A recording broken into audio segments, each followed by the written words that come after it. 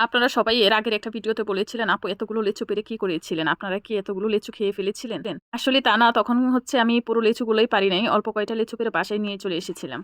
৪ দিন পরে শুনি যে এক গাছ থেকে পুরো লিচুগুলোই পেরে নিয়ে গিয়েছে। নিচে ডালে কিন্তু অনেকগুলো লিচু ছিল, আপনারা দেখতেই পেরেছিলেন।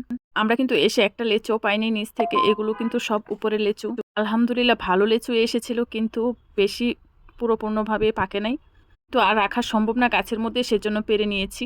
দেখতে পেরেছেন কি সুন্দর লাল টকটকে হয়েছিল। এগুলো কিন্তু আরো লাল হতো। আপনাদের ভাই কিন্তু বলেছে যে কিছুদিন পরে পারার জন্য, কিন্তু আমাদের এলাকায় খাদক চোর আছে কিছু, এই খাদক চোরের জন্য কিছু রাখা সম্ভব না।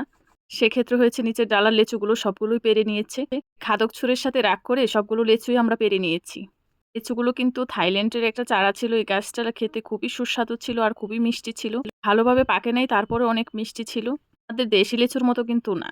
যেমন আমাদের দেশি লিচু একটু টক টক থাকে, এটা কিন্তু টক টক ছিল না, একটু মিষ্টি আর একটু পাইনসা টাইপের ছিল।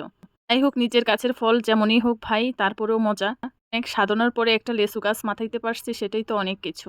আমরা সবগুলো লিচুই হচ্ছে টেনে হেসড়ে সবগুলো পেরে নিয়েছি এবং একটু পরে পরে একটা করে খেয়ে নিয়েছি যে কোনটা কতটুকু মজা।